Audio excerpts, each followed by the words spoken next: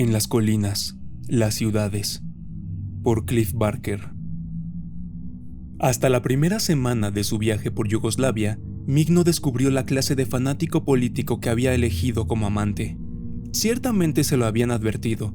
Una de aquellas reinas en los baños le había dicho que Jude se encontraba a la derecha de Attila el Huno. Pero aquel hombre había sido una de las anteriores aventuras de Jude, y Mick supuso que había más despecho que realidad en tal afirmación. Si le hubiera hecho caso, no estaría ahora conduciendo por aquella interminable carretera un Volkswagen, que de pronto le parecía del tamaño de un ataúd, escuchando las teorías de Jude sobre el expansionismo soviético. ¿Jesús era tan aburrido? No conversaba, daba conferencias, interminables conferencias. En Italia, el sermón había tratado del modo en que los comunistas habían explotado el voto de los campesinos. Ahora, en Yugoslavia, Jude se había entusiasmado con el tema, y Mick estaba a punto de pegarle con un martillo en su terca cabeza. No se trataba de que él estuviera en desacuerdo con todo lo que Jude decía. Algunos de sus argumentos, los que Mick entendía, parecían bastante razonables. Pero, ¿qué sabía él? Era profesor de danza. Jude era periodista, un erudito profesional. Sentía, como la mayoría de los periodistas que Mick había conocido, que estaba obligado a tener una opinión sobre todo lo que se encontraba bajo el sol, especialmente en política, que era su plato preferido. Podías meter el hocico, los ojos, la cabeza y las patas en aquel charco de porquería y pasar un buen rato chapoteando. Era una inagotable materia que devorar, una basura con un poco de todo, porque todo, según Jude, era política. Las artes eran política, el sexo era política, la religión, el comercio, la jardinería, el comer, el beber y el tirarse pedos. Todo política. Jesús, era aburrido hasta hacerte estallar la cabeza, criminalmente, agonizantemente aburrido. Peor aún, Jude no parecía darse cuenta hasta qué punto aburría a Mick, y si lo hacía, no le importaba. Seguía divagando mientras sus argumentos se hacían más y más pomposos, y sus frases se iban alargando cada kilómetro que avanzaba. Jude, Mick lo había decidido, era un bastardo egoísta, y tan pronto como su luna de miel acabara, iba a dejarlo. Hasta su viaje, aquella inacabable caravana sin motivo a través de los cementerios de la cultura centroeuropea, Jude no se dio cuenta de la poca influencia política que tenía sobre Mick. El tipo no mostraba el más mínimo interés en la economía o en la política de los países que habían visitado. Se mostraba indiferente a los detallados hechos que se escondían tras la situación italiana, y bostezaba, sí, bostezaba cuando él intentaba, sin éxito, debatir sobre la amenaza rusa a la paz mundial. Tenía que afrontar la amarga verdad. Mick era una reina. No existía otra palabra para él. De acuerdo en que quizá no era demasiado amanerado al caminar, o no llevaba joyas en exceso, pero, con todo, era una reina, feliz de revolcarse en un mundo de ensueño, repleto de frescos de principios del Renacimiento y de íconos yugoslavos. Las complejidades, contradicciones, incluso las agonías que habían hecho florecer y marchitar las culturas, le aburrían. Su mente no era más profunda que sus miradas. Era un donadie con buena presencia. Vaya luna de miel.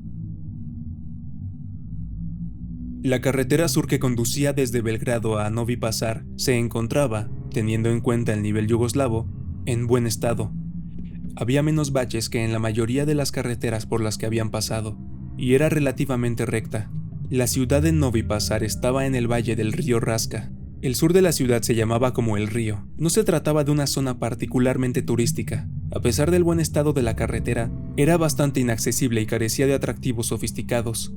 Pero Mick estaba empeñado en ver el monasterio de Sopocani, al oeste de la ciudad, y tras una amarga discusión, había vencido.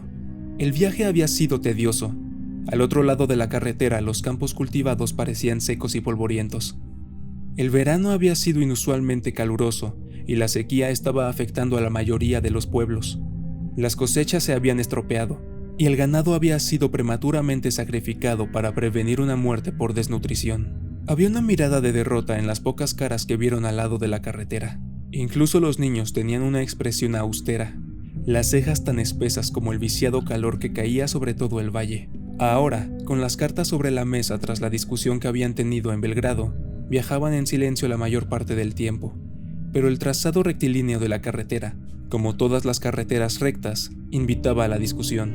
Cuando la conducción era sencilla, La mente buscaba algo para mantenerse entretenida, y qué mejor que una pelea. ¿Por qué demonios quieres ver ese maldito monasterio?, preguntó Youth. Era una invitación inconfundible. Hemos recorrido todo este camino. Mick intentó conservar un tono tranquilo. No estaba de humor para mantener una discusión. Más jodidas vírgenes, ¿verdad? Manteniendo la voz tan imperturbable como pudo, Mick cogió la guía y leyó en voz alta: allí puede ver y disfrutar de algunas de las más grandes obras de la pintura serbia, incluida la que muchos críticos consideran la obra maestra de la escuela Raska, El sueño de la Virgen. Se hizo un silencio. Habló Youth. Estoy hasta aquí de iglesias. Es una obra maestra. Todas son obras maestras según ese maldito libro. Mick sintió que perdía el control. 2 horas y media máximo. Te lo dije, no quiero ver otra iglesia. El olor de esos sitios me pone enfermo. Incienso pasado, sudor rancio y mentiras. Es un pequeño rodeo. Después podemos volver a la carretera y así me podrás dar otra conferencia sobre los subsidios de las granjas Sansak. Simplemente intento mantener una conversación decente en vez de seguir con esas tonterías acerca de las jodidas obras maestras serbias. ¡Para el coche! ¿Qué? ¡Que pares el coche! Youth aparcó el Volkswagen a un lado de la carretera. Mick salió. Hacía calor, pero había una ligera brisa. Respiró profundamente y avanzó hasta el centro del asfalto. Se encontraba vacía de coches y peatones en ambas direcciones, vacía en cada dirección. Las colinas resplandecían en el calor entre los campos. Había amapolas salvajes en la cuneta. Mick cruzó la carretera, se puso en cuclillas y cogió una. Detrás de él oyó el portazo del Volkswagen. ¿Para qué hemos parado?, dijo Youth. Su voz estaba nerviosa, buscando aún discusión, suplicándola. Mick permaneció de pie, jugando con la amapola. Estaba a punto de germinar. Aunque la estación estaba bien entrada, los pétalos se desprendieron del receptáculo, nada más tocarlos. Pequeñas manchas rojas cayeron balanceándose sobre el gris alquitranado. Te he hecho una pregunta, dijo Youth de nuevo. Mick se dio la vuelta. Youth estaba de pie en el lado más lejano del coche. Sus cejas se fruncían dibujando una arruga de cólera incipiente. Pero estaba atractivo. Oh, sí. Una cara que hacía llorar de frustración a las mujeres cuando se enteraban de que era gay. Tenía un espeso bigote negro, perfectamente arreglado, y unos ojos que podías mirar eternamente y nunca ver en ellos la misma luz 2 veces seguidas. ¿Por qué? En nombre de Dios, pensó Mick, un hombre tan guapo tenía que ser una pequeña mierda tan insensible. Youth le devolvió una mirada desdeñosa, observando cómo aquel bonito muchacho hacía pucheros al otro lado de la carretera. Ver aquella escena que Mick estaba interpretando para él le hacía vomitar. Podía haber sido plausible en una virgen de 16 años. En un hombre de 25, carecía de credibilidad. Mick dejó caer la voz y se sacó la camiseta de los pantalones vaqueros. Un terso estómago primero, y un esbelto y plano pecho después quedaron al descubierto mientras se quitaba la prenda. Tras sacar la cabeza, tenía el pelo despeinado, y su boca dibujaba una amplia sonrisa. Youth miró el torso. Estaba bien proporcionado, sin demasiada musculatura. Una cicatriz de apendicitis se asomaba bajo sus gastados vaqueros. Una pequeña cadena de oro, brillante bajo el reflejo del sol, colgaba en el hueco de su garganta. Sin quererlo, devolvió la sonrisa a Mick, y una especie de paz se hizo entre ellos. Mick estaba desabrochándose el cinturón. ¿Quieres follar?, dijo sin perder la sonrisa. Es inútil, respondió, sin contestar a la pregunta. ¿A qué te refieres? No somos compatibles. ¿Quieres apostar? Se había bajado la cremallera. Se dirigió hacia el trigal que bordeaba la carretera. Youth observó cómo Mick se envolvía en aquel mar oscilante. Su espalda, del mismo color que el grano, casi se confundía con él. Retosar al aire libre era un juego peligroso. Esto no era San Francisco, ni siquiera Hampstead Heath. Youth miró nervioso la carretera. Aún seguía desierta en ambas direcciones, y Mick se daba la vuelta. Hundido en aquel campo, se volvía, sonreía y saludaba como un nadador flotando entre un dorado oleaje. ¡Qué demonios! Allí no había nadie que pudiera verlos, nadie que pudiera saberlo, tan solo las colinas, líquidas bajo aquella agobiante calina, con sus arboladas laderas inclinadas sobre la tierra, y un perro perdido, sentado al borde de la carretera, esperando a algún perdido amo. Youth siguió la senda de Mick a través del trigal. desabrochando su camisa mientras andaba. Un ratón de campo pasó ante él escabulléndose entre los tallos, mientras que el gigante avanzaba por su camino, sintiendo sus pisadas como estruendos. Jude se dio cuenta de su pánico y sonrió. No quería hacerle daño, pero ¿cómo iba él a saberlo? Era posible que acabara con cientos de vidas, ratones, escarabajos, gusanos, antes de llegar al lugar donde Mick estaba tendido, desnudo, con el pito tieso, sobre una cama de grano pisoteado, aún sonriente. Fue una relación satisfactoria la que tuvieron, buena, fuerte, igual de placentera para ambos. Había una precisión en su pasión, sintiendo el momento en que el placer, que llegaba sin esfuerzo alguno, se hacía premiante, cuando el deseo se convertía en necesidad. Se hicieron uno, miembro con miembro, lengua con lengua, entrelazados en un nudo que solo el orgasmo podía desatar. Sus espaldas se abrazaban y se arañaban alternativamente mientras rodaban intercambiando jadeos y besos. En el momento culminante de la situación, mientras se corrían juntos, oyeron el fut, fut, fut de un tractor que pasaba de largo, pero no se preocuparon en absoluto. Volvieron al Volkswagen con el cuerpo cubierto de trigo, en el pelo y las orejas, en los calcetines y entre los dedos de los pies. Sus amplias sonrisas se habían convertido en una leve expresión de felicidad. La tregua, si no permanente, al menos duraría unas cuantas horas. El coche estaba ardiendo debido al calor, por lo que tuvieron que abrir todas las puertas y ventanas para que la brisa lo refrescara antes de reemprender la marcha hacia Novipazar. Eran las 4 en punto, y todavía les quedaba una hora de viaje. Mientras entraban en el coche, Mick dijo: «Olvidamos el monasterio, ¿no?» Jude se quedó boquiabierto. Yo pensé que no podría soportar otra jodida virgen». Se rieron alegremente. Después se besaron, paladeando en sus bocas una mezcla de saliva y un resto de sabor a semen salado.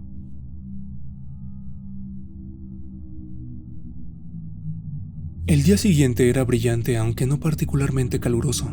El cielo no era azul. Estaba cubierto por una capa uniforme de nubes blancas. El aire de la mañana tenía un olor penetrante, como éter o hierbabuena. Václav Yelovsek observaba cómo los pichones de la plaza mayor cortejaban la muerte mientras saltaban y aleteaban entre los vehículos que rugían a su alrededor. Algunos eran militares, otros civiles. Se respiraba un aire de sobriedad que apenas podía contener la excitación que sentía en ese día. Una excitación que sabía compartida por cada hombre, cada mujer y cada niño de Popolac. Compartido por los pinchones también, según veía. Podía ser esa la razón por la que jugueteaban bajo las ruedas con tal destreza, sabiendo que ese día nada podría causarles daño. Miró el cielo de nuevo, ese mismo cielo blanco que había estado observando desde el amanecer. La capa de nubes estaba baja, no era lo más idóneo para esas celebraciones. Una frase le vino a la cabeza, una frase inglesa que había oído a un amigo. Tener la cabeza en las nubes significaba, según había sabido, encontrarse absorto en un blanco, ciego sueño. Eso, pensó irónicamente, era todo lo que el oeste sabía de las nubes, que representaban los sueños. Aquel refrán adquiría en esas escondidas colinas un nuevo significado. ¿No se convertían aquellas frívolas palabras en una impresionante realidad? Un refrán vivo, una cabeza en las nubes. El primer contingente ya se estaba reuniendo en la plaza. Había 1 o 2 ausencias debido a enfermedad, pero los auxiliares se encontraban listos, esperando para reemplazarles. ¡Ay, qué ansia! Aquellas amplias sonrisas cuando un auxiliar, hombre o mujer, escuchaba su nombre y número y salía de la fila para unirse al miembro que ya estaba tomando forma. En cada lugar se sucedían los milagros de organización. Todo el mundo tenía un trabajo que hacer y un sitio a donde ir. No había gritos ni empujones. Es más, las voces apenas eran un ilusionado susurro. Permanecí observando con admiración cómo el trabajo de establecer posiciones, de doblarse y atarse, se llevaba a cabo. Iba a ser un día largo y difícil. Václav se encontraba en la plaza desde 1 hora antes del amanecer, bebiendo café en tazas de plástico importadas, hablando de los partes meteorológicos que llegaban cada media hora de Pristina y Mitrovica, y observando cómo la luz del día se filtraba a través de aquel cielo sin estrellas. Estaba bebiendo su 6º café del día, y apenas eran las 7 en punto. Al otro lado de la plaza, Metzinger parecía tan cansado y ansioso como Václav. Habían estado observando juntos cómo surgía el amanecer desde el este, pero ahora se habían separado, olvidando su anterior camaradería, y no volverían a hablarse hasta que la contienda hubiera acabado. Después de todo, Metzinger era de Podujevo. Tenía que apoyar a su propia ciudad en la inminente batalla. Mañana intercambiarían sus historias y aventuras. Ahora debían comportarse como si no se conocieran, sin dedicarse siquiera a una sonrisa. Durante el día de hoy, tenían que ser totalmente partisanos, preocupándose tan solo de buscar la victoria de su propia ciudad sobre la contraria. Para mutua satisfacción de Metzinger y Václav, ya se había levantado la primera pierna de Popolac. Una vez realizados todos los controles de seguridad, la pierna abandonó la plaza mientras su inmensa sombra caía sobre la fachada del ayuntamiento. Václav bebió su dulce café, y se permitió un pequeño gruñido de satisfacción. ¡Qué días! Días llenos de gloria, de banderas ondulantes, y aquellas altísimas vistas que revolvían el estómago, suficientes para llenar toda la vida de un hombre. Era un dorado anticipo del cielo. Que América gozara de sus simples placeres, de sus dibujos animados con ratones, de sus castillos cubiertos de chocolate, de sus cultos y su tecnología. Él no quería ninguno de ellos. La más grandiosa maravilla del mundo se encontraba aquí, oculta en las colinas. ¡Ah, qué días! En la plaza mayor de Podujevo, la escena no era menos animada ni menos inspiradora. Quizá había un mudo sentimiento de tristeza subyacente en este día de celebración, pero era comprensible. Nita Obrenović, la amada y respetada organizadora de Podujevo, ya no vivía. Se la había llevado el invierno anterior, a la edad de 94 años, dejando la ciudad desprovista de sus feroces opiniones y sus aún más feroces proporciones. Durante 60 años, había trabajado con los ciudadanos de Podujevo, siempre planeando la próxima contienda, mejorando los diseños, gastando sus energías en hacer la siguiente creación más ambiciosa y más realista que la anterior. Ahora estaba muerta, y era amargamente añorada. No es que hubiera desorganización sin ella. La gente estaba demasiado disciplinada para que eso ocurriera, pero iban retrasados, y eran casi las 7:25. La hija de Nita había ocupado el lugar de su madre, pero carecía de su poder para galvanizar a la gente en la acción. Era, en una palabra, demasiado benévola para llevar a cabo el trabajo que tenía entre manos. Este requería un líder, que fuera mitad profeta, mitad director de circo para engatusar, intimidar e inspirar a los ciudadanos a colocarse en sus lugares correspondientes. Era posible que después de 2 o 3 décadas, y con unas cuantas batallas sobre sus hombros, la hija de Ita Obrenović diera la talla. Pero hoy Podujevo iba con retraso, los controles de seguridad se descuidaban, los nervios habían reemplazado la confianza de otros años. Con todo, cuando faltaban 6 minutos para las 8, el primer miembro de Podujevo salía de la ciudad hacia el punto de reunión para esperar a su compañero. A esa hora, en Popolac, los flancos ya estaban ensamblados y los contingentes armados esperaban órdenes en la plaza de la ciudad. Mick se despertó puntualmente a las 7, a pesar de que no había despertador en el cuarto austeramente amueblado del Hotel Beograd. Se quedó tendido en la cama escuchando la regular respiración de Youth desde su cama gemela al otro lado de la habitación. La pálida luz del día que se filtraba a través de las finas cortinas no animaba a efectuar una salida temprana. Tras unos minutos en que permaneció observando la rajada pintura del techo y un tosco crucifijo colgado sobre la pared opuesta, Mick se levantó y se acercó a la ventana. Era un día triste, como había supuesto. El cielo estaba cubierto, y los tejados de Novi Pazar parecían grises y monótonos bajo la deprimente luz de la mañana. Más allá de los tejados podía ver las colinas. El sol estaba allí. Vio rayos de luz acariciándole el verde azulado del bosque, invitando a visitar sus laderas. Hoy quizá fueran hacia el sur, a Kosovska Mitrovica. Allí había un mercado, ¿no? Y un museo. Podían bajar hasta el valle de Ibar, siguiendo la carretera que corría paralela al río, donde las colinas se elevaban, salvajes y resplandecientes a cada lado. Las colinas, sí. Había decidido que hoy irían a ver las colinas. Eran las 8:15. Hacia las 9, las partes más importantes de Popolac y Podujevo se encontraban ya casi montadas. En sus lugares asignados, los miembros de ambas ciudades se encontraban listos, esperando unirse a sus torsos expectantes. Václav Jelovsek puso sus enguantadas manos sobre los ojos y examinó el cielo. Las compactas nubes se habían dispersado un tanto en la última hora. Ahora había claros en el oeste. Incluso, a intervalos, se asomaban algunos rayos del sol. Quizá no fuera un día perfecto para la batalla, pero era ciertamente adecuado. Mick y Youth desayunaron tarde Hemendens, tosca traducción de jamón y huevos, y varias tazas de buen café negro.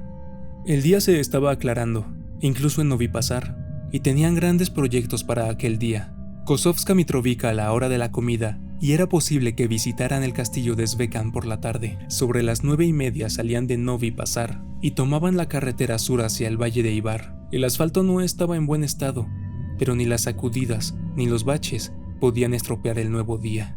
La carretera se encontraba vacía, solo había algún peatón ocasional, y, en lugar de los maizales y campos de trigo que habían atravesado el día anterior, la carretera estaba flanqueada por unas onduladas colinas, cuyas laderas estaban pobladas por espesos y oscuros bosques. Aparte de algunos cuantos pájaros, no observaron vida salvaje. Incluso sus inhabituales compañeros de viaje desaparecieron totalmente después de unos kilómetros. Las únicas granjas por las que pasaron se encontraban cerradas, con las contraventanas echadas. Cerdos negros correteaban por el patio, sin ningún niño que los cuidara o les diera de comer. Había ropa colgada de una cuerda poco tensa, pero no se veía ninguna mujer por ningún lado. Al principio, este solitario viaje a través de las colinas fue refrescante por la falta de contacto humano, pero según avanzaba la mañana, una cierta inquietud se apoderó de ellos. ¿No deberíamos haber visto una señal que indicase Mitrovica, Mick? Echó un vistazo al mapa. Es posible. Nos hemos equivocado de carretera. Si hubiera habido una señal, la habría visto. Creo que deberíamos intentar salir de esta carretera, avanzar hacia el sur un poco más y encontrar el valle un poco más cerca de Mitrovica de lo que habíamos planeado. Ajá, ¿y cómo salimos de esta maldita carretera? Hemos pasado por un par de desvíos. Pistas de ceniza. Bien, eso o seguimos por este camino. Jude frunció los labios. ¿Tienes un cigarrillo?, preguntó. Los acabamos hace varios kilómetros. Frente a ellos, las colinas formaban una línea impenetrable. No había señales de vida, ni el más ligero rastro de humo salía de chimenea alguna. No se percibía ningún sonido, ni de voz, ni de vehículo. De acuerdo, dijo Jude. Tomaremos la siguiente desviación. Cualquier cosa es mejor que esto. Siguieron avanzando. La carretera se deterioraba rápidamente. Los baches se estaban convirtiendo en cráteres y los morosos parecían cuerpos bajo las ruedas. Y entonces... ¡allí! Una desviación. Una sostenible desviación. No se trataba ciertamente de una carretera principal. De hecho, apenas era una pista de ceniza, como Jude había definido las anteriores, pero era una salida a la perspectiva sin fin de la carretera en que se encontraban atrapados.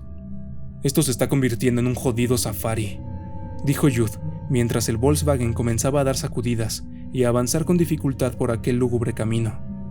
¿Y dónde está tu sentido de aventura? Olvidé meterlo en el equipaje.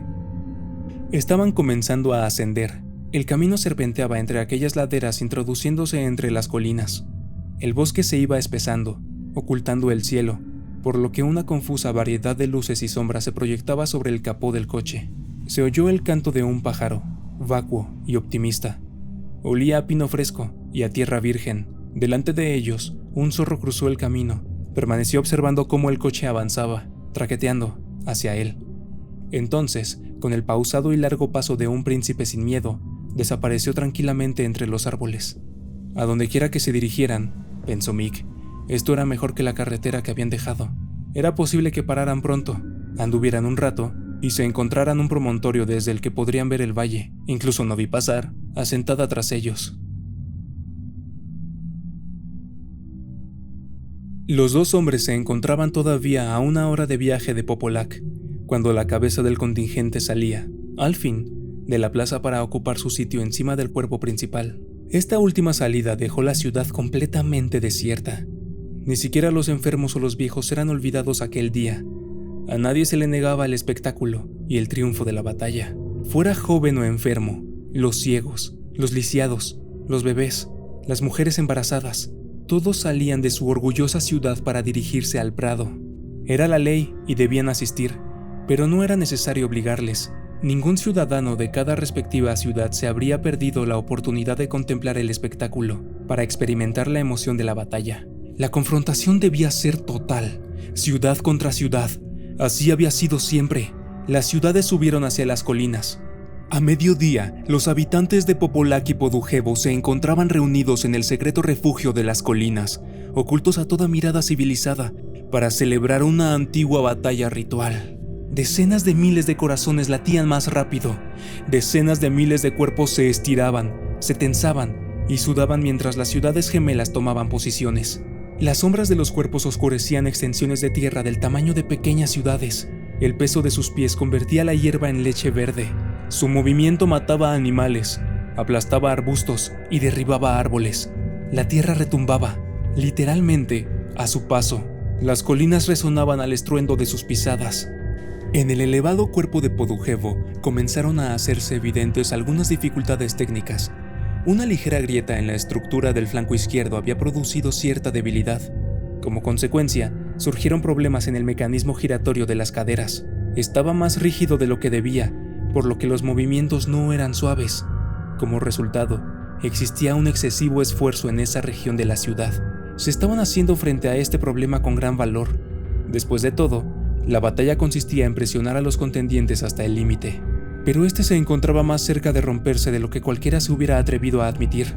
Los habitantes no eran tan resistentes como lo habían sido en batallas anteriores. Una mala década de cosechas había producido cuerpos malnutridos, columnas vertebrales menos flexibles, voluntades menos resueltas. El flanco mal ensamblado podría no haber producido un accidente por sí mismo, pero, más tarde, debilitado por la fragilidad de los competidores, iba a producir una escena de muerte a una escala sin precedentes. Pararon el coche. ¿Oíste eso? Mick sacudió la cabeza. Su oído no era tan bueno desde la adolescencia. Demasiados conciertos de rock habían mandado sus tímpanos al infierno. Jude salió del coche. Los pájaros estaban ahora más tranquilos. El ruido que había escuchado mientras conducía se oyó de nuevo. No era un simple ruido. Era casi un movimiento de la tierra, un rugido que parecía surgir de las entrañas de las colinas. ¿Era un trueno? No, demasiado rítmico. El sonido volvió de nuevo a través de las plantas de los pies. ¡Bum! Mick lo oyó ahora. Sacó la cabeza por la ventana del coche. «Viene de algún sitio de allí arriba. Ahora lo oigo». Jude asintió. ¡Bum! El estruendo sonó de nuevo. «¿Qué demonios es eso?», dijo Mick. «Sea lo que sea, quiero verlo». Jude, sonriendo, volvió a entrar en el Volkswagen. «Suena casi como armas de fuego», dijo mientras arrancaba el coche. «¡Cañones!». A través de sus prismáticos fabricados en Rusia, Václav Jelovsek observó cómo el oficial encargado de dar la salida levantaba su pistola. Vio cómo la blanca humareda salía del cañón. Un segundo más tarde, oyó el sonido del disparo a través del valle. La contienda había comenzado. Miró las torres gemelas de Popolaki Podujevo, cabezas en las nubes. Bueno, casi. Prácticamente se estiraban para tocar el cielo. Era una visión imponente que cortaba la respiración, una visión que apuñalaba el sueño. Dos ciudades oscilando, retorciéndose, preparándose para dar los primeros pasos la una hacia la otra en esta batalla ritual. Podujevo parecía ser la menos estable de las dos. Hubo una pequeña oscilación cuando la ciudad levantó su pierna izquierda para comenzar la marcha. Nada serio, tan solo una pequeña dificultad en la coordinación entre la cadera y los músculos del muslo. Un par de pasos y la ciudad encontraría su ritmo. Otro más y sus habitantes se moverían como si fueran una sola criatura. Un gigante perfecto dispuesto a enfrentar su gracia y su poder contra su propia imagen. El disparo hizo que los pájaros revolotearan nerviosos sobre los árboles que poblaban el escondido valle. Elevaron su vuelo como celebración de la contienda, comentando su excitación mientras planeaban sobre el prado. ¿Escuchaste el disparo?, preguntó Jude. Mick asintió. ¿Ejércitos militares? La sonrisa de Jude se ensanchó. Ya podía ver los titulares. Reportaje exclusivo sobre maniobras secretas en el interior de Yugoslavia. Tanques rusos, quizá. Ejercicios tácticos llevados a cabo fuera de la entrometida mirada de Occidente. Con suerte, él podría ser el transmisor de esta noticia. ¡Bum! ¡Bum! Había pájaros en el aire. El estruendo se oía más fuerte. Sonaba como a armas de fuego. «Debe ser en la próxima cresta», dijo Jude. «Creo que no deberíamos ir más lejos». Tengo que verlo. Yo no. Es de suponer que no debamos estar aquí. No veo ninguna indicación. Nos echarán, nos deportarán. No sé, tan solo creo que... ¡Boom! Tengo que verlo. Apenas habían salido estas palabras de su boca cuando comenzó el griterío. Podujevo estaba gritando, un grito de muerte. Alguien enterrado en el flanco más débil había muerto a causa del esfuerzo y había iniciado una cadena de desmoronamiento en el sistema. Un hombre soltaba a su vecino y ese vecino al suyo, extendiéndose un cáncer de caos por todo el cuerpo de la ciudad. La cohesión de la estructura de la torre se había deteriorado con una terrible rapidez. El fallo de una parte de la anatomía ejercía una inaguantable presión sobre la otra. La obra maestra que los buenos ciudadanos de Podujevo habían construido con su propia carne y su propia sangre comenzó a tambalearse. Entonces, como un rascacielos dinamitado, comenzó a caer. El flanco roto vomitó a sus habitantes como una arteria acuchillada escupiendo sangre.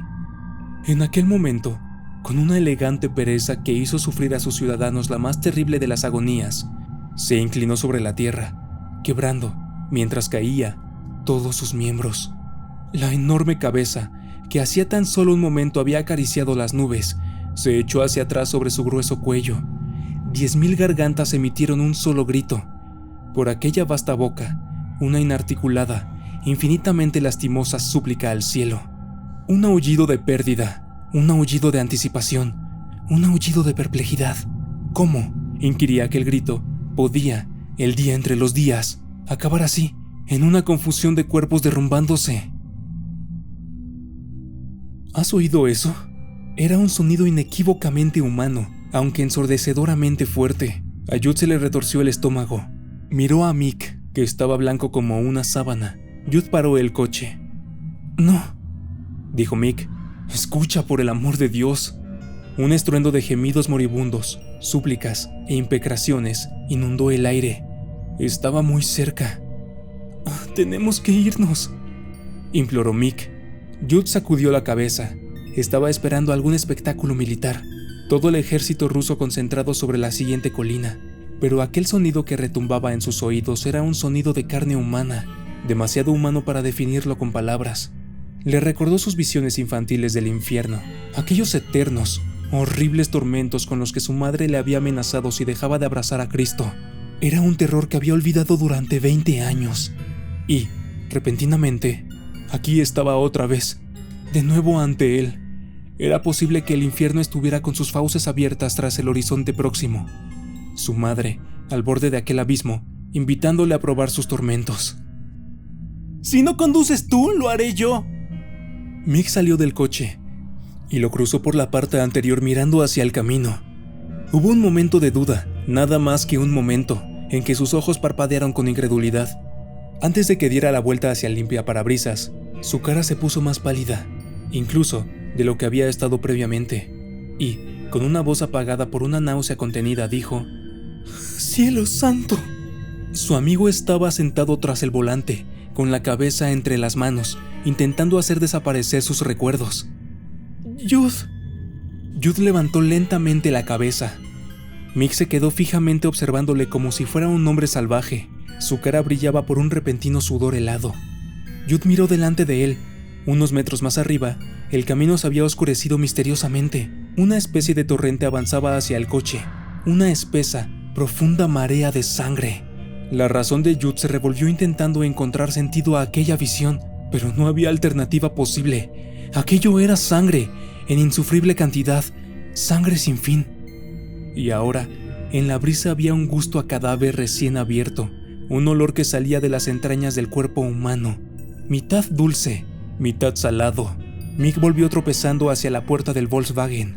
Asustado, forcejeó la cerradura. La puerta se abrió repentinamente y se abalanzó al interior. Sus ojos estaban vidriosos. «Da la vuelta», dijo. Jude acercó la mano a la llave de contacto. La marea de sangre ya estaba manchando las ruedas delanteras. Arriba, el mundo se había teñido de rojo. «¡Arranca, hijo de puta, arranca!». Jude no estaba intentando poner en marcha el coche. «Debemos mirar», dijo sin convicción. «Tenemos que hacerlo». «No tenemos que hacer nada», dijo Mick. «Más que salir de aquí, no es asunto nuestro». Un accidente de avión. No se ve el humo. Esas son voces humanas. El instinto de Mick le decía que se alejaran de allí. Ya leería la noticia de la tragedia en un periódico. Ya vería mañana las imágenes grises y granuladas. Hoy todo estaba demasiado fresco, demasiado reciente. Podía ver cualquier cosa al final del camino, sangrando. Tenemos... Jude arrancó el coche mientras Mick, a su lado, comenzó a gemir silenciosamente. El Volkswagen empezó a avanzar chapoteando en aquel río de sangre. Las ruedas giraban sobre el líquido viscoso, formando espuma en la corriente. «No», dijo Mick muy suavemente. «Por favor, no». «Debemos ir», replicó Jude. «Debemos. Tan solo unos metros más allá, la superviviente ciudad de Popolac se recobraba de las primeras convulsiones. Miró fijamente con un millar de ojos los restos de su enemigo ritual ahora extendido en una maraña de cuerdas y cuerpos sobre la tierra, hecho pedazos para siempre. Popolac se tambaleó ante aquel espectáculo. Sus vastas piernas aplastaban el bosque que rodeaba el prado. Sus brazos golpeaban el aire. Consiguió mantener el equilibrio, al mismo tiempo que una locura general, despertada por el horror que se encontraba a sus pies, surgía entre sus fibras y se apoderaba de su cerebro. Se dio la orden. El cuerpo se revolvió, retorciéndose. Dio la espalda a aquella horripilante alfombra que había sido Podujevo y fue hacia las colinas. Mientras partía a sumirse en el olvido, su imponente forma se interpuso entre el coche y el sol, proyectando su fría sombra sobre la ensangrentada carretera. Mick no vio nada debido a las lágrimas que cubrían su rostro, y Jude, con los ojos semicerrados por el temor al espectáculo que iba a contemplar tras la siguiente curva, solo percibió débilmente que algo oscurecía la luz. Una nube, quizá, una bandada de pájaros. Si hubiera mirado hacia arriba en ese momento, tan solo una breve mirada hacia el noreste, habría visto la cabeza de Popolac. La vasta, multitudinaria cabeza de una ciudad enloquecida, desapareciendo de su campo de visión. Mientras se hundía en las colinas, habría sabido que ese territorio se encontraba más allá de su comprensión y que no existía salvación alguna en este rincón del infierno. Pero no vio la ciudad, y la última posibilidad para él y para Mick de dar marcha atrás había pasado. De ahora en adelante, como Popolac y su fallecida gemela, habían perdido la cordura y toda esperanza de vida. Doblaron la curva y los restos de Podujevo aparecieron ante su vista. Sus domesticadas imaginaciones nunca podrían haber concebido un espectáculo tan horriblemente brutal. Quizá en los campos de batalla de Europa hubiera habido semejante cantidad de cuerpos amontonados juntos, pero ¿cuántos de ellos habrían sido de mujeres y niños abrazados a los cuerpos inertes de los hombres? Podían haber existido pilas de muertos tan altas, pero ¿semejante cantidad tan recientemente llena de vida? Era posible que hubieran aniquilado ciudades con tanta rapidez, pero ¿una ciudad entera perdida por el simple dictado de la gravedad? Era una visión que se encontraba más allá de la enfermedad. Ante un espectáculo de tal magnitud, la gente se ralentizaba al paso de un caracol. Las fuerzas de la razón ponían sus meticulosas manos sobre la evidencia buscando algún error, un lugar donde dijera: esto no está sucediendo, esto es un sueño de muerte, no la muerte misma. Pero la razón no podría encontrar ningún resquicio en el muro. Era verdad, se trataba de la muerte en persona. Podujevo había caído. 38.765 habitantes se encontraban esparcidos sobre el suelo, o, más bien, desparramados en orden, amontonados en pilas. Aquellos que no habían muerto a causa de la caída o por asfixia estaban agonizando. No había supervivientes en la ciudad, excepto un grupo de espectadores que habían salido de sus casas para asistir a la contienda. Esos pocos podujevianos, los inválidos, los enfermos, unos cuantos ancianos, estaban ahora, como Mick y Jude, contemplando la carnicería, intentando no creer lo que estaban viendo. Jude fue el primero en salir del coche. La tierra, bajo sus zapatos de ante, estaba pegajosa por la sangre coagulada. Examinó la carnicería. No había restos de accidente alguno. Ningún signo de explosión, fuego u olor a combustible. Solo decenas de miles de cuerpos frescos, todos ellos desnudos o vestidos en un idéntico gris estameño. Hombres, mujeres y niños. Algunos de ellos, según pudo ver, llevaban arreos de cuero fuertemente abrochados alrededor de sus pechos. De estos dispositivos salían cuerdas, kilómetros y kilómetros de cuerdas. Cuanto más cerca miraba, más se cercioraba del extraordinario sistema de nudos y lazos que aún mantenía unidos los cuerpos. Por alguna razón, esta gente había sido atada junta, la una al lado de la otra. Algunos se encontraban unidos a la espalda de su vecino con una pierna a cada lado, como niños jugando a montar a caballo. Otros estaban trabados brazo contra brazo, atados juntos con trozos de cuerdas en un muro de músculo y hueso. Los había liados como una pelota, con la cabeza unida ante sus rodillas. Todos estaban de algún modo conectados con sus compañeros, atados juntos como si de algún demente juego de esclavitud colectiva se tratara. Se oyó otro disparo. Mick miró hacia arriba, al otro lado del campo.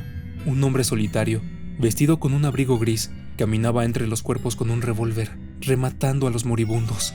Era un, lastimosamente inadecuado, acto de misericordia. Sin embargo, continuaba, eligiendo primero a los niños que sufrían, vaciando el revólver, cargándolo de nuevo, vaciándolo, cargándolo, vaciándolo. Mick reaccionó. Gritó con todas sus fuerzas, elevando su voz por encima de los gemidos de los moribundos. ¿Qué es esto? El hombre dejó aquella espantosa tarea y levantó la cabeza. Su cara tenía el mismo color gris muerto que su abrigo. ¿Ah? Gruñó, mirando ceñudo a los dos intrusos a través de unas gruesas gafas. ¿Qué ha ocurrido aquí? Gritó Mick. Gritar le hacía sentirse bien. Le hacía sentirse bien parecer enfadado ante aquel hombre. Era posible que él tuviera la culpa. Era bueno tener a alguien a quien culpar. ¡Cuéntenos!, dijo Mick. Podía oír las lágrimas estremeciendo su voz. ¡Por amor de Dios, explíquese! El hombre del abrigo gris sacudió la cabeza. No comprendía una palabra de lo que aquel joven idiota estaba diciendo. Era inglés lo que hablaba, pero eso era todo lo que sabía. Mick comenzó a caminar hacia el hombre, sintiendo durante todo el tiempo los ojos de los muertos fijos en él. Ojos negros, joyas relucientes engarzadas en rostros destrozados. Ojos mirándole de arriba a abajo, sobre cabezas separadas de sus cuerpos. Ojos de cabezas que emitían aullidos, en lugar de voces. Ojos de cabezas que se encontraban más allá de los aullidos, más allá del aliento. Miles de ojos. Llegó hasta donde se encontraba el hombre del abrigo gris. Tenía la pistola casi vacía. Se había quitado las gafas y las había tirado. También él estaba llorando. Pequeños escalofríos recorrían su enorme, desgarbado cuerpo. Alguien estaba intentando alcanzar el pie de Mick. No quiso mirar, pero una mano tocó su zapato y no tuvo más elección que ver a su dueño. Un hombre joven, tendido en forma de esvástica. Tenía rotas todas las articulaciones. Una niña yacía abajo de él. Sus piernas ensangrentadas sobresalían como dos palos rosados. Quiso el revólver para hacer que aquella mano cesara de tocarle. Aún mejor, quiso una ametralladora, un lanzallamas, algo que hiciese desaparecer aquella agonía. Mientras levantaba la vista de aquel cuerpo destrozado, Mick vio al hombre del abrigo gris alzar el arma. «Jude», dijo, pero mientras la palabra salía de sus labios, el hombre del abrigo gris deslizó el cañón del arma por su boca y apretó el gatillo. Había guardado la última bala para él. La parte de atrás de la cabeza se abrió como un huevo aplastado. La tapa de los sesos salió volando. El cuerpo cayó, flácido, y se hundió en el suelo. El revólver aún estaba entre sus labios. «Debemos», comenzó Mick, sin dirigirse a nadie. Debemos... ¿Cuál era el imperativo? ¿Qué debían hacer en esa situación? Debemos... Jude estaba detrás de él. «Ayuda», dijo a Mick. «Sí, debemos conseguir ayuda. Debemos... irnos». Irse. Eso era lo que debían hacer. Bajo cualquier pretexto, por frágil o cobarde que fuera la razón, debían irse. Salir de aquel campo de batalla. Salir del alcance de una mano moribunda que pertenecía a una herida en lugar de a un cuerpo. Tenemos que comunicarlo a las autoridades. Encontrar una ciudad. Conseguir ayuda. «Sacerdotes», dijo Mick. «Necesitan sacerdotes». Era absurdo pensar en administrar los últimos sacramentos a tanta gente. Habría sido necesario un ejército de sacerdotes, un cañón lleno de agua bendita, un altavoz para dar las bendiciones. Dieron la vuelta, huyendo juntos de aquel horror, protegiéndose el uno en los brazos del otro. Se abrieron camino ante aquella carnicería hasta llegar al coche. Estaba ocupado. Václav Yelovsek estaba sentado tras el volante, intentando poner en marcha el Volkswagen. Giró la llave de contacto una vez, 2 veces. Al tercer intento, el motor arrancó. Las ruedas comenzaron a girar sobre el barro carmesí al tiempo que ponía la marcha atrás y retrocedía hacia el camino. Václav vio a los ingleses correr hacia el coche maldiciéndole. No había más remedio. No quería robar el vehículo, pero tenía trabajo que hacer.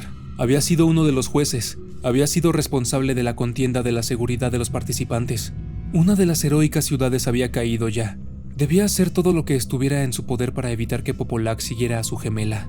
Debía dar alcance a la ciudad y razonar con ella, disipar sus terrores con palabras tranquilizadoras y promesas. Si fracasaba, ocurriría un desastre de igual magnitud al que tenía frente a él, y su conciencia ya se encontraba lo bastante destrozada. Mick se encontraba todavía intentando dar alcance al Volkswagen, gritando a Jelovsek. El ladrón no hizo caso, concentrado en hacer maniobrar el coche marcha atrás por aquel estrecho y resbaladizo camino. Furioso y sin aliento para expresar su furia, Mick se quedó en la carretera con las manos sobre las rodillas, resoplando y sollozando. ¡Bastardo!, dijo Jude. Mick miró hacia el camino. El coche ya había desaparecido. ¡Ese cabrón no sabe ni conducir correctamente! Tenemos que alcanzarle, dijo Mick sin recuperar el aliento. ¿Cómo? A pie. Ni siquiera tenemos un mapa. Está en el coche. Jesús, Cristo, Todopoderoso. Bajaron juntos por el camino, alejándose del prado. Tras unos cuantos metros, la riada de sangre comenzó a desaparecer. Tan solo unos regueros coagulados descendían hacia la carretera principal. Mick y Jude siguieron las ensangrentadas marcas de los neumáticos hasta el cruce. La carretera de Svovac estaba desierta en ambas direcciones. Las marcas de los neumáticos mostraban un giro a la izquierda. «Se ha metido en las colinas», dijo Jude, mirando fijamente a lo largo de la carretera hacia la verde-azul distancia. «Ha perdido el juicio». ¿Regresamos por donde venimos?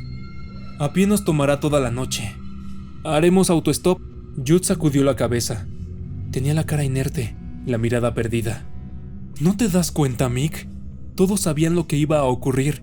La gente de las granjas se marchó al infierno, lejos de aquí, mientras esos otros se volvían locos allí arriba. No va a haber ningún coche en esta carretera. Te apuesto lo que quieras a que ningún turista, excepto un par de tontos de mierda como nosotros, recoge a gente con esta pinta. Tenía razón, parecían carniceros salpicados de sangre, las caras brillantes de mugre, los ojos enloquecidos. Tendremos que caminar por el camino que él ha seguido, dijo Jude. Señaló hacia la carretera. Las colinas estaban ahora más oscuras. El sol había desaparecido de sus laderas. Mick se encogió de hombros. Tenían una noche de viaje cualquiera que fuese el camino que tomaran, pero quería ir hacia algún sitio, no importaba cuál. Era suficiente con poner distancia entre él y la muerte. En Popolac reinaba una especie de paz.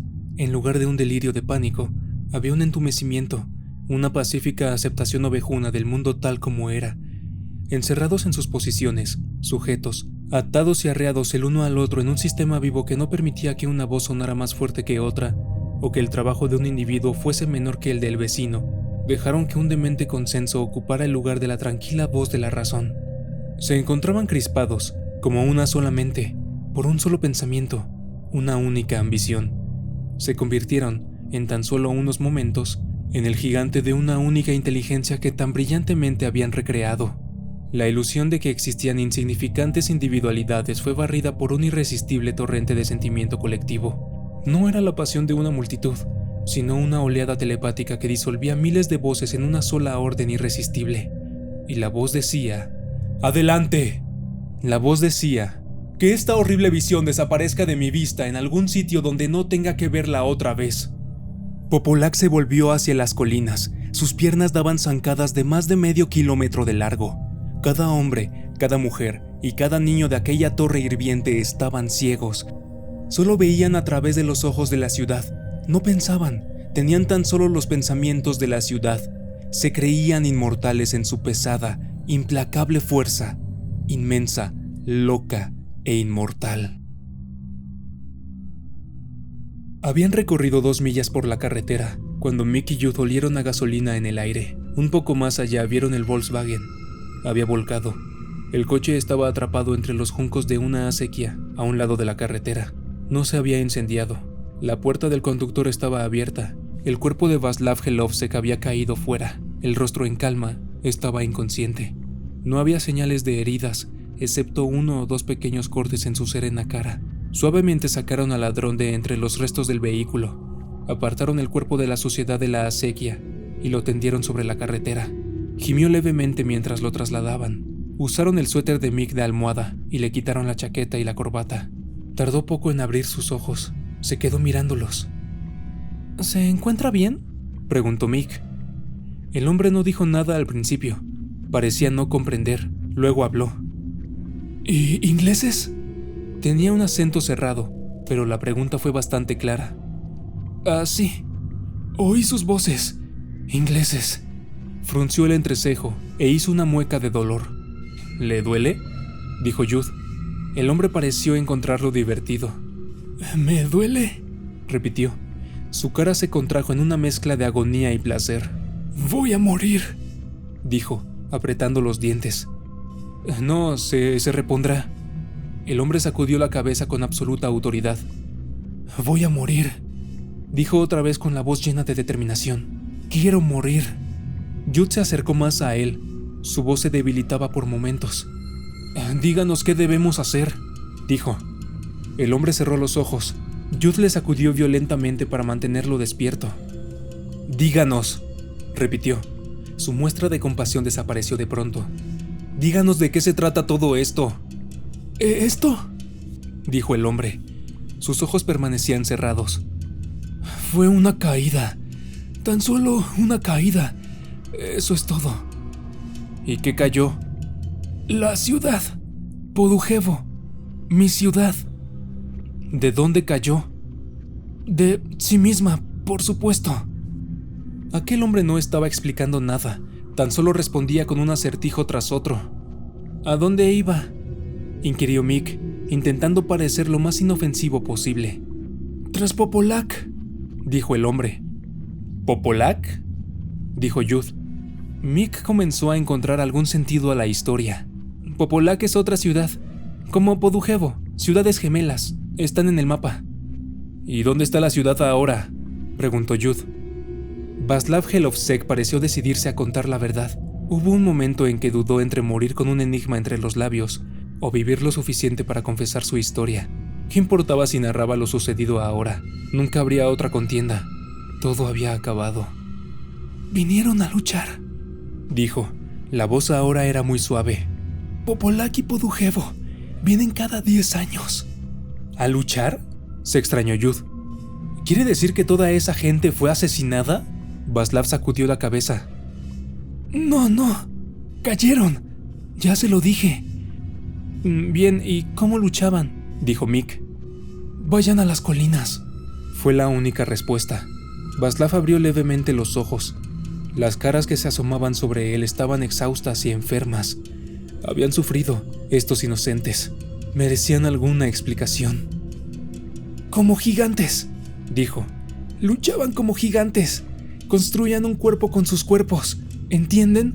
El esqueleto, los músculos, el hueso, los ojos, la nariz, los dientes. Todo hecho con hombres y mujeres». «Está delirando», dijo Jude. «Vayan a las colinas», repitió el hombre. «Vean ustedes mismos la verdad». «Incluso suponiendo», comenzó Mick. Václav le interrumpió, impaciente por terminar. «Eran buenos en el juego de los gigantes. Costó muchos siglos de práctica. Cada 10 años, la figura se hacía más y más grande, una siempre ambicionando ser más grande que la otra. Cuerdas para atarlos a todos juntos, impecablemente. Tendones, ligamentos, había comida en su estómago. Había conductos desde los lomos para recuperar el gasto. Los que tenían mejor vista se situaban en la cuenca del ojo, los que tenían mejor voz en la boca y en la garganta. No lo creerían, era una maravilla de ingeniería». «No me lo creo», dijo Jude, poniéndose de pie. «Es el cuerpo del Estado», dijo Václav, tan suavemente que su voz era apenas un susurro. «Es nuestra única forma de vivir». Hubo un silencio. Pequeñas nubes pasaron por encima de la carretera, deshaciéndose silenciosas en el aire. «Era un milagro», dijo. Parecía haberse dado cuenta, por primera vez, de la verdadera grandeza de aquel hecho. «Era un milagro». Era suficiente. Ya era bastante. Dichas estas palabras, cerró la boca y murió. Mick sintió esta muerte más profundamente que las miles de muertes de las que había huido. Más aún, este momento fue la llave que desencadenó la angustia que sentía por todas ellas. Mick se sentía incapaz, a primera vista, de saber si aquel hombre había decidido contar una fantasía antes de morir, o si de algún modo la historia era cierta. Su imaginación era demasiado estrecha para aceptar la idea. Le dolía el cerebro tan solo de pensar en ello. Su compasión se hundía bajo el peso de la miseria que padecía. Se quedaron de pie en la carretera, mientras las nubes pasaban rápidamente con sus vagas, grises sombras avanzando sobre sus cabezas hacia las enigmáticas colinas. Estaba anocheciendo. Popolac no podía dar un paso más. Tenía todos los músculos exhaustos. Aquí y allá, a lo largo y ancho de su enorme anatomía, se producían muertes, pero no había congoja en la ciudad por las células fallecidas. Si los muertos se encontraban en el interior, los cuerpos quedaban colgando de sus arreos. Si formaban parte de la piel de la ciudad, eran desatados de sus posiciones y liberados para caer en el bosque. El gigante era incapaz de sentir piedad. No tenía otra ambición que seguir andando hasta morir. Cuando el sol desapareció en el horizonte, Popolac descansó, sentada sobre un pequeño montículo meciendo su enorme cabeza entre sus vastas manos. Las estrellas comenzaban a salir, con su habitual prudencia. La noche se aproximaba, vendando con compasión las heridas del día, cegando ojos que habían visto demasiado. Popolac se puso en pie de nuevo y comenzó a moverse con un retumbante andar. No pasaría mucho tiempo antes de que la fatiga la venciera, antes de que pudiera yacer en la tumba de algún perdido valle y morir allí. Todavía debía seguir caminando por un tiempo, cada paso más agónicamente lento que el anterior, mientras el manto negro de la noche iba envolviendo su cabeza. Mick quería enterrar al ladrón de coches en algún sitio a la entrada del bosque. No obstante, Jude señaló que enterrar a un cuerpo podía parecer, bajo la más sensata luz de la mañana, un tanto sospechoso. Además, ¿no era absurdo preocuparse por un solo cuerpo cuando había literalmente miles de ellos yaciendo a pocas millas de donde se encontraban? Por esta razón, dejaron que el cuerpo quedara tendido en el suelo, y que el coche se hundiera más profundamente en la acequia. Comenzaron a andar de nuevo. El frío aumentaba por momentos y estaban hambrientos. Las pocas casas que encontraron en su camino estaban todas desiertas, cerradas, incluso las contraventanas. Todas. ¿Qué quiso decir?, dijo Mick mientras se quedaba mirando otra puerta cerrada. Estaba hablando metafóricamente. ¿Y todo eso de los gigantes? Tonterías trotskistas, insistió Jude. No lo creo. Era su discurso del lecho de muerte. Probablemente lo ha estado preparando durante años. No lo creo, dijo Mick otra vez, volviendo hacia la carretera. ¿Qué quieres decir? Jude se encontraba a su espalda. No estaba refiriéndose a ninguna doctrina de partido. ¿Me estás diciendo que crees que hay un gigante cerca de aquí en algún sitio? ¡Por el amor de Dios! Mick se volvió hacia Jude. Era difícil distinguir su rostro en el crepúsculo, pero su voz sonó seria al afirmar: sí, creo que estaba diciendo la verdad. Eso es absurdo, ridículo, no.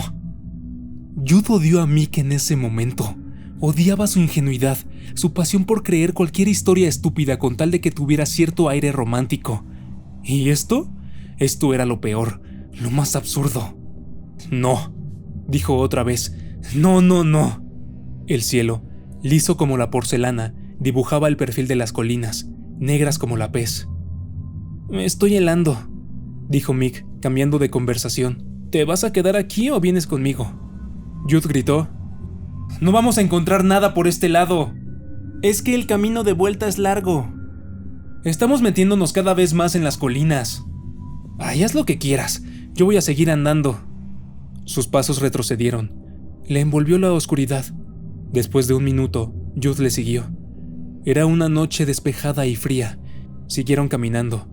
Llevaban los cuellos de las chaquetas subidos para combatir el frío. Tenían los pies hinchados.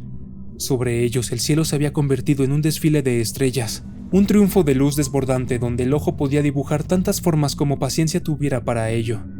Después de un rato, se cubrieron mutuamente con sus cansados brazos para darse consuelo y calor. Sobre las 11 vieron el resplandor de una luz en la distancia. La mujer que se encontraba en la puerta de la cabaña de madera no sonrió. pero comprendió su situación y les dejó entrar. Parecía no tener objeto intentar explicar, bien a la mujer, bien a su lisiado marido, lo que habían visto. La cabaña no tenía teléfono ni había indicios de que hubiera algún vehículo. Por eso, aunque encontraran algún medio de expresarse, no podían decir nada. Mediante mímica y gesticulaciones con la cara explicaron que se encontraban hambrientos y exhaustos. Intentaron además explicar que estaban perdidos, maldiciéndose a sí mismos por haber dejado el libro de frases en el Volkswagen. Ella no parecía haber entendido demasiado de lo que decían, pero les hizo sentarse junto a un brillante fuego y puso a calentar en la cocina una cazuela con comida. Comieron una espesa sopa de guisantes y huevos sin sal. De vez en cuando sonreían agradecidos a la mujer. Su marido, que se encontraba junto al fuego, no hizo intento alguno de hablar, ni siquiera miró a los visitantes. La comida estaba buena, les levantó el ánimo. Dormirían hasta la mañana siguiente, y entonces emprenderían el largo camino de vuelta. Al amanecer, los cuerpos que yacían sobre el prado serían contados, identificados, embalados y enviados a sus familias. El aire se llenaría de sonidos tranquilizadores, apagando los gemidos que aún resonaban en sus oídos. Habría helicópteros, camiones cargados de hombres que dispondrían las operaciones de limpieza, todos los ritos y la parafernalia de un desastre civilizado. Y en un tiempo todo sería digerible, se convertiría en parte de su historia. Una tragedia, por supuesto, pero una tragedia que podrían explicar, clasificar, con la que aprenderían a vivir. Todo iría bien. Sí, todo iría bien. Que llegara la mañana. El sueño, debido a su inmensa fatiga, vino súbitamente.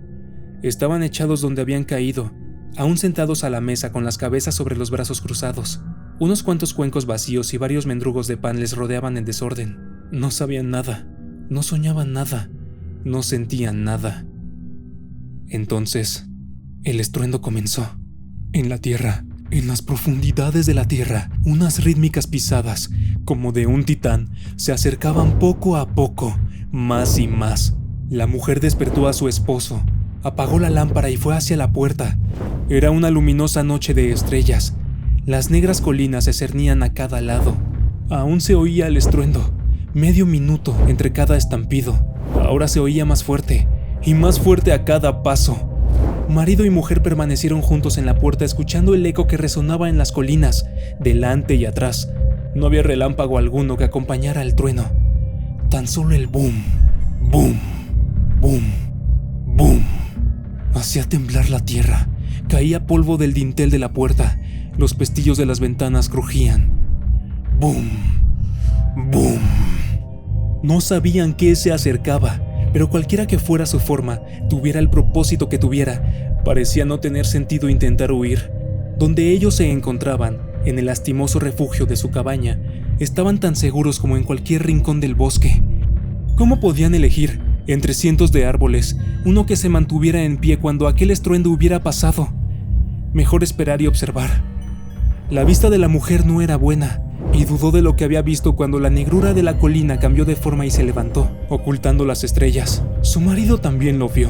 Aquella cabeza, inconcebiblemente enorme, más vasta aún en la engañosa oscuridad, se elevaba más y más, empequeñeciendo las colinas mismas. El hombre cayó de rodillas balbuceando una oración con sus artísticas piernas retorcidas tras de él. La mujer chilló. No conocía palabras que pudieran mantener a raya a aquel monstruo. Ninguna oración, ninguna súplica tenían poder sobre él. En la cabaña, Mick se despertó. Su brazo extendido se contrajo por un calambre, tirando el plato y la lámpara de la mesa. Se rompieron. Jude se despertó. El grito del exterior había cesado. La mujer había desaparecido de la puerta y había huido hacia el bosque. Un árbol, cualquier árbol, era mejor que una visión. Su marido aún seguía babeando sartas de oraciones por su inerte boca, mientras la grandiosa pierna del gigante se levantaba para dar otro paso. ¡Bum! La cabaña tembló. Los platos saltaron del aparador y se rompieron. Una pipa de arcilla rodó por la repisa de la chimenea, haciéndose pedazos en el hogar. Los amantes conocían aquel sonido que resonaba en sus entrañas. El estruendo de la tierra. Mick estiró el brazo hacia Jude y le tomó el hombro. ¿Lo ves?, dijo. Sus dientes tenían el color gris azulado en la penumbra de la cabaña. ¿Lo ves? ¿Lo ves? Había una especie de rebosante histeria en sus palabras. Corrió hacia la puerta, tropezando con una silla en la oscuridad, maldiciendo y magullando. Salió tambaleante a la noche. ¡Bum! El estruendo era ensordecedor. Esta vez rompió todas las ventanas de la cabaña. En el dormitorio, una de las vigas del techo se quebró. Los escombros cayeron al piso de abajo. Jude se unió a su amante en la puerta. El viejo estaba con la cara sobre el suelo. Tenía sus enfermos e hinchados dedos encrespados, los suplicantes labios apretados contra el húmedo piso. Mick miró hacia arriba, hacia el cielo. Jude siguió su mirada. Había un lugar donde no había estrellas. Era una oscuridad, con la forma de un hombre. Una vasta, extensa figura humana. Un coloso que se elevaba hasta encontrar el cielo. No era un gigante perfecto. Su silueta no era constante. Hervía y hormigueaba. Parecía, también, más ancho que cualquier hombre real. Tenía las piernas anormalmente gruesas y achaparradas, y los brazos no eran tan largos. Las manos, que se abrían y cerraban, parecían extrañamente articuladas y demasiado delicadas para su torso. Entonces, levantó un inmenso pie plano y lo puso sobre la tierra, avanzando hacia ellos. ¡Bum! El paso hizo que el techo se derrumbara sobre la cabaña. Todo lo que había contado el ladrón de coches era verdad. Popolac era una ciudad y un gigante, y se había dirigido hacia las colinas. Sus ojos ya se estaban acostumbrando a la luz de la noche. Podían distinguir la estructura de aquel monstruo. Era una obra maestra de la ingeniería humana. Un hombre hecho enteramente de hombres. Mejor, un gigante sin sexo, construido con hombres, mujeres y niños. Todos los habitantes de Popolac, retorcidos y deformados en el cuerpo de este gigante tejido con carne, con los músculos extendidos hasta la máxima tensión tolerable y los huesos a punto de quebrarse. Podían ver cómo los arquitectos de Popolac habían alterado sutilmente las proporciones del cuerpo humano, cómo la criatura había sido construida desproporcionalmente rechoncha para bajar el centro de gravedad, cómo la cabeza se encontraba hundida entre los anchos hombros de manera que los problemas que podía haber causado un cuello débil quedaran minimizados. A pesar de estas malformaciones, parecía horriblemente vivo. Los cuerpos estaban unidos de tal manera que hacía que la superficie fuese, excepto por los arreos, completamente lisa, brillante a la luz de las estrellas como un vasto torso humano. Incluso los músculos estaban bien copiados, aunque simplificados. Podían ver el modo en que los cuerpos atados se empujaban y tiraban uno contra otro, formando sólidas cuerdas de carne y hueso. Podían ver a la gente entrelazada que confeccionaba el cuerpo, las espaldas, como tortugas comprimidas juntas para formar la curva de los pectorales, los acróbatas, atados y anudados en las articulaciones de brazos y piernas, enrollándose y desenrollándose para articular la ciudad. Pero seguramente la más asombrosa visión de la ciudad era la cara, las mejillas hechas con cuerpos, las cavernosas cuencas de los ojos desde donde unas cabezas miraban fijamente. 5 cabezas unidas formaban cada globo ocular. Una ancha, aplastada nariz y una boca que se abría y cerraba, mientras los músculos de la mandíbula se juntaban y separaban rítmicamente. Y de aquella boca, revestida de dientes por niños desnudos, la voz del gigante, que ahora solo era una débil copia de su anterior potencia, emitía una única nota de música estúpida. Popolac caminaba y Popolac cantaba. ¿Había habido alguna vez en Europa una visión semejante? Mick y Jude observaban, mientras la ciudad daba otro paso hacia ellos. El viejo se había mojado en los pantalones, llorando y suplicando, se alejó reptando de la cabaña en ruinas para esconderse entre los árboles cercanos, arrastrando tras de él sus piernas muertas. Los ingleses se quedaron donde estaban, observando el espectáculo mientras se aproximaba. No sentían pavor ni horror alguno, solo un temor reverencial que los tenía inmovilizados. Sabían que aquello era una visión que nunca podrían volver a ver. Era la cumbre. Tras esto, solo había experiencias corrientes. Era mejor quedarse, aunque cada paso trajera la muerte más cerca. Era mejor quedarse y contemplar aquel espectáculo mientras estuvieran allí para poder verlo. Y si aquel monstruo les mataba, al menos habrían vislumbrado un milagro. Habrían conocido aquella terrible majestad durante un breve instante. Parecía un trato justo. Popolac se encontraba apenas a 2 pasos de la cabaña. Podían ver las complejidades de su estructura con bastante claridad.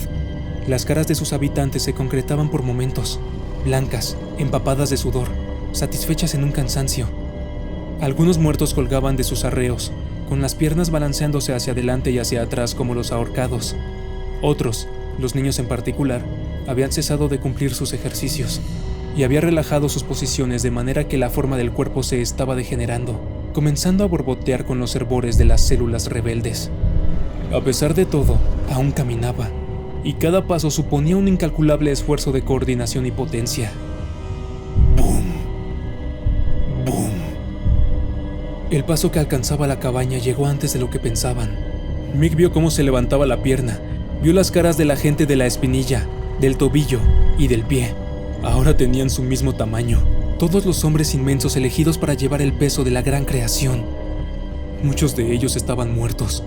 La planta del pie, según pudo ver, era un amasijo de cuerpos aplastados y ensangrentados, presionados hasta morir por el peso de sus conciudadanos. El pie descendió con un rugido. En cuestión de segundos, la cabaña quedó reducida a astillas y polvo. Popolac ocultó completamente el cielo. Se convirtió durante unos instantes en el mundo entero, cielo y tierra. Su presencia llenaba los sentidos hasta desbordarlos. A esta distancia, una mirada no podía abarcar al gigante. El ojo tenía que oscilar hacia adelante y hacia atrás sobre su volumen para poder abarcarlo incluso entonces, la mente rehusaba aceptar toda la verdad. Un fragmento de piedra, que había salido violentamente despedido de la cabaña mientras ésta se derrumbaba, dio de lleno en la cara de Jude. Oyó en su cabeza el golpe mortal, como una pelota golpeando un muro. Fue una muerte de patio de recreo. No sintió ningún dolor, ningún remordimiento. Se extinguió como una llama, una pequeña, insignificante llama. Su grito de muerte se perdió en aquel estruendo infernal. Su cuerpo quedó escondido entre el humo y la oscuridad. Mick no vio ni oyó morir a Jude. Estaba demasiado ocupado mirando fijamente cómo el pie se apoyaba, solo un momento, sobre las ruinas de la cabaña, mientras la otra pierna reunía la voluntad necesaria para moverse. Mick aprovechó su oportunidad, aullando como un demonio. Corrió hacia la pierna, anhelando abrazarse al monstruo. Tropezó entre las ruinas y, ensangrentado, se levantó de nuevo, intentando alcanzar el pie antes de que éste se levantara y lo dejara atrás. Hubo un clamor de agónico aliento cuando el mensaje que ordenaba moverse llegó al pie. Mick vio cómo los músculos de la espinilla se agrupaban y unían mientras la pierna comenzaba a levantarse. Hizo una última embestida sobre el miembro cuando éste iniciaba su ascenso, aferrándose a un arreo, o a una cuerda, o al pelo humano, o a la carne misma. Cualquier cosa que le sirviera para asirse a este milagro pasajero y formar parte de él. Mejor ir con él, a cualquier parte, servir su propósito, cualquiera que fuese. Mejor morir con él que vivir sin él. Tomó el pie y encontró un asidero firme en su tobillo, chillando en un éxtasis absoluto por su éxito. Sintió como la enorme pierna se levantaba y echó una mirada hacia abajo entre un torbellino de polvo, hasta el lugar donde había estado. Se iba alejando mientras la extremidad subía.